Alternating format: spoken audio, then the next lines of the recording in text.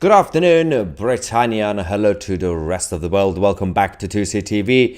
The saga around the airport in Beirut, Lebanon continues to escalate as allegations about Hezbollah secretly storing weapons from the Iranian regime inside the airport is spreading around. The media, the international media, decided to go to Lebanon and of course visit the airport. And in this video, we're going to give you guys all the juicy updates.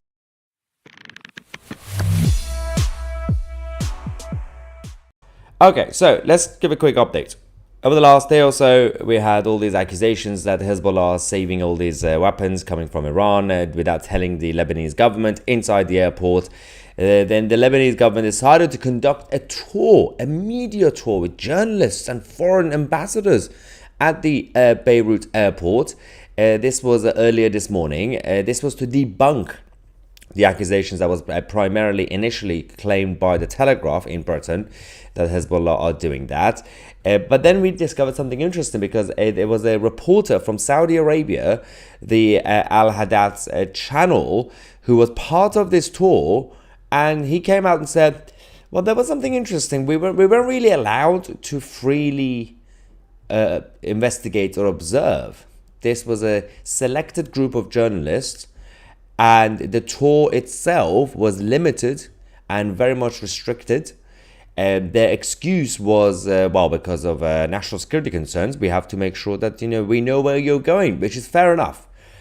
But we know where you're going is very different to you can't go there, you can't go here.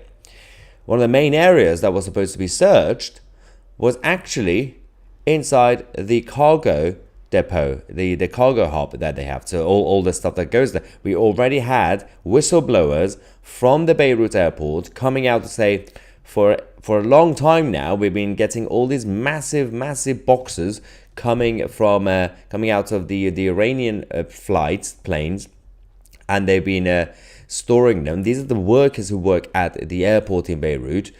The Israelis have done their own investigation as well. They are quite confident that Hezbollah are using the Beirut airport as a secret headquarters for their weapons.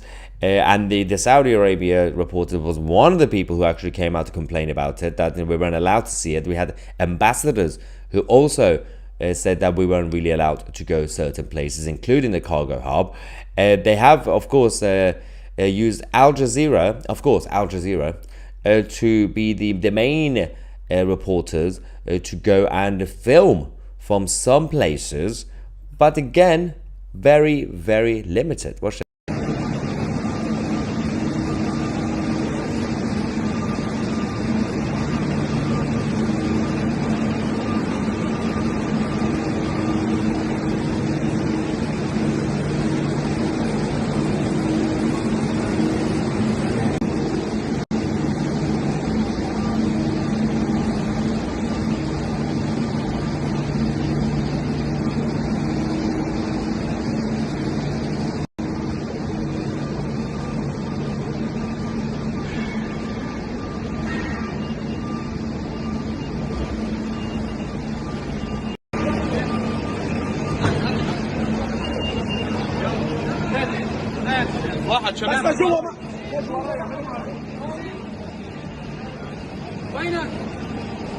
Oh, yes, absolutely. Very, very transparent by the Lebanese at the airport. They showed one section of the airport saying, look, this is where we keep everything. And then journalists were like, are you sure? What about the other side? Like, no, you're not allowed to go there. Nothing to see, but you're not allowed to go there. Obviously, Al Jazeera are allowed, but Al Jazeera doesn't need to go there because they know what's going on. They probably helped them anyway in the first place. But we know that there are also some people part of the Lebanese establishment who are linked to the Iranian regime. Not all of them, not the Christian parties, but some of them are sympathetic when it comes to Hezbollah. But again, if full evidence comes out, actual evidence comes out, which we can tell it's happening anyway, this will completely create justification for the IDF to do self-defense. Now, moving away from what's happening inside the Middle East and in Lebanon, for example, right now, in the West, we have all these groups and organizations and activists, woke activists, who are supporting the Palestinian side, and now they're supporting Hezbollah, obviously, flying the Hezbollah flag. They're not even flying the Lebanese flag, for obvious reasons. They are flying the Hezbollah flag. They continue to create more content on social media, a lot of them funded by the state of Qatar, funded by Al Jazeera, funded by RGC, but the virus is spreading. This is literally, at this point, a pandemic, what we are seeing. Look at this person. I'm going to show you exactly what we're dealing with here. It looks like the devil. I'm guessing at this point, this is just a mental illness epidemic that's going on. They are using the woke left, brainwashing them so they could do their bidding in the West. Let's go and see what's happening in this video. Free Palestine, free Palestine, free Palestine, free Palestine, free Palestine, free Palestine, free Palestine, free Palestine.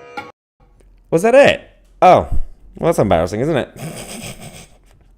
I was expecting more lyrics, more verses.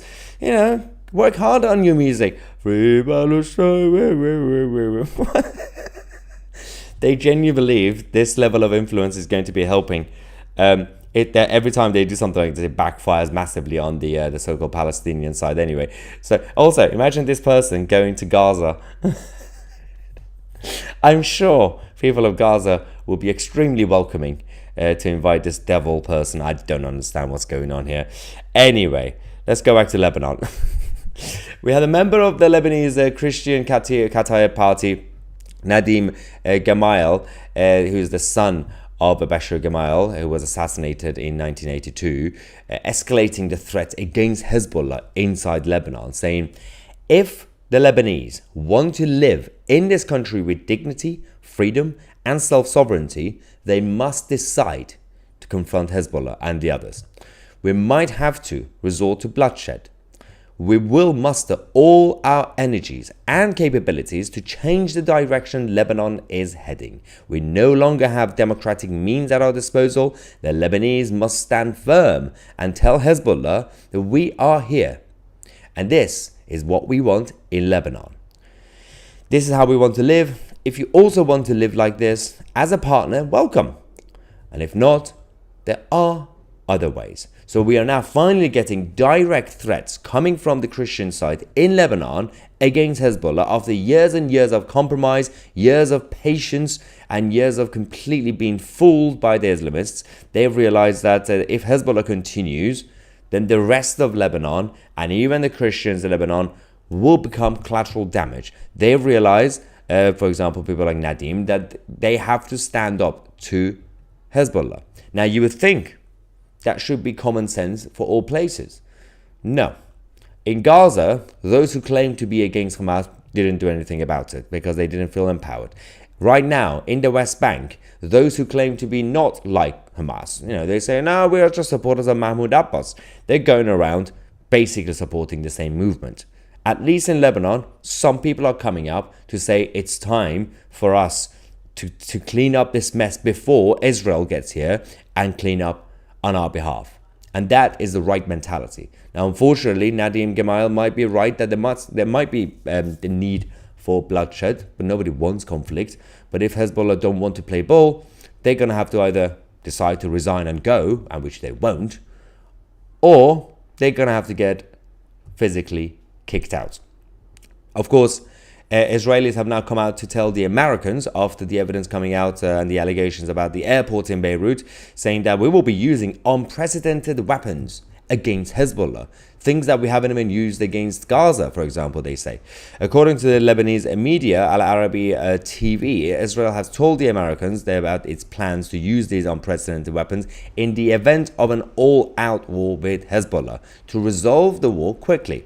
Now, the good thing about the situation in south of Lebanon and Hezbollah compared to Gaza is that if the IDF does something there, in self-defense, obviously, a counter-terrorism operation, at least Israel will have the support of a big chunk of Lebanon. It's not like Gaza.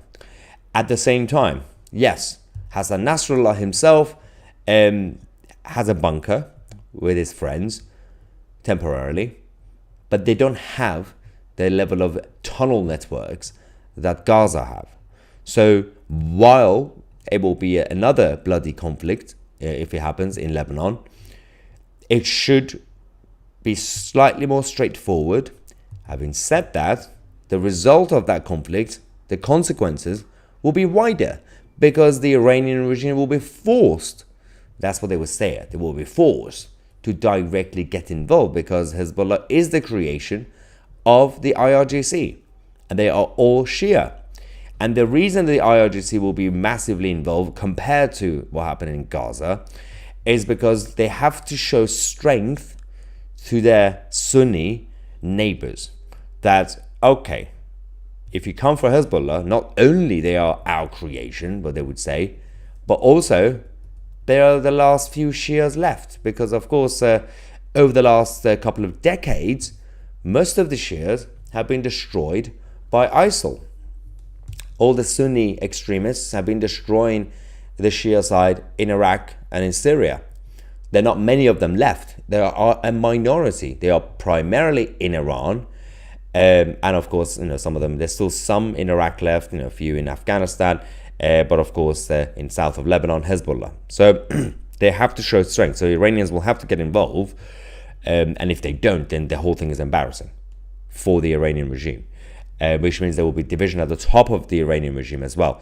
But the issue that we have is that they still have to do something about the bunkers in south of Lebanon when it comes to Hassan Nasrallah and the rest of the leadership of Hezbollah. At the same time, the existing counterterrorism operation from the IDF side over the last few months, especially over the last few weeks, has been actually more successful against Hezbollah. Now, Gaza, as I said last night, the Gaza operation is essentially over. Not fully over, because Yahya Sinwar has not been found, but it's over to a point where there's no way for Hamas to come back. We know that. But actually, it was more difficult because of the tunnel networks and everything else. And they hide among civilians. Hezbollah side has been slightly easier, even though the counter-conflict from the IDF side has been limited until now. They have managed to take out so many of the commanders and senior leaders of Hezbollah, even by just doing airstrikes.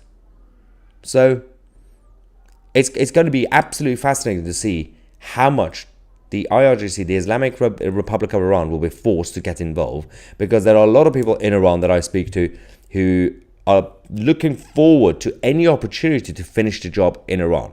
The uprising has been going on, definitely since 2019 in Iran. Comes and goes, different waves.